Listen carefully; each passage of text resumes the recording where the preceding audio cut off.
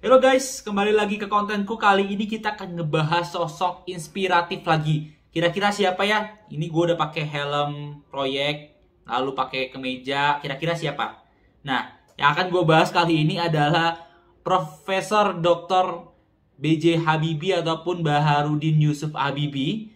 Jadi kenapa gue pakai helm sama kemeja rapi kayak gini, teman-teman? Karena Profesor B.J. Habibie ini adalah seorang engineer yang terkenal di dalam negeri maupun di luar negeri.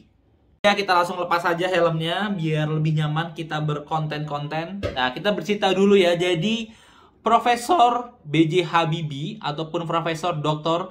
Baharudin Yusuf Habibie ini lahir di Parepare, Gorontalo ya teman-teman. Lahir di 25 Juni 1936. Apa gue ngambil B.J. Habibie ataupun Profesor B.J. Habibie ini menjadi sosok inspiratif karena hampir semua seorang engineer di Indonesia pasti mempunyai patokan seorang B.J. Habibie yang diakui bukan hanya di dalam negeri maupun di luar negeri dengan kemampuan yang dia miliki ya teman-teman.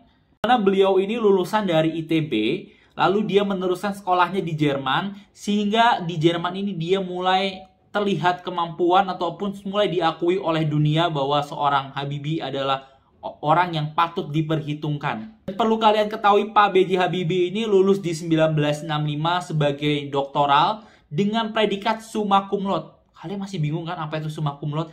Kalian aja mungkin belum tentu cum laude ya. Nah, Pak B.J. Habibie ini udah summa cum laude. Apa itu summa cum laude? Summa cum laude adalah predikat tertinggi saat kalian lulus di suatu university. Jadi summa cum laude ini ya rata-rata nilainya itu dari 3,8, IPK-nya sampai 4 lah. Jadi nyaris sempurna dan juga mempunyai prestasi yang sangat gemilang saat dia berkuliah.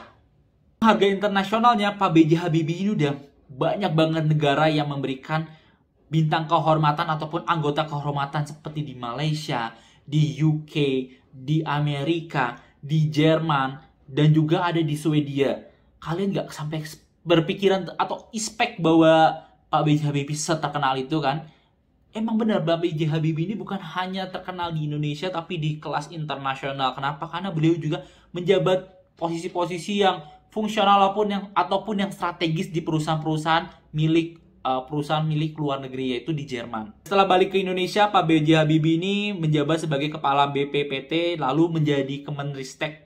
Nah, dari Kemenristek ini adalah awal dari Pak B.J. Habibie masuk ke dunia politik sampai jadi wakil presiden dan jadi presiden ya teman-teman. Indonesia juga Pak B.J. Habibie sudah sangat dihormati. Kenapa? Banyak sekali penghargaan yang diberikan oleh negara kepada Pak B.J. Habibie. Kenapa? Karena salah satunya gini aja. Di daerahnya itu sangat dihargai dengan pertama diberikan patung di Gorontalo, lalu mempunyai rumah sakit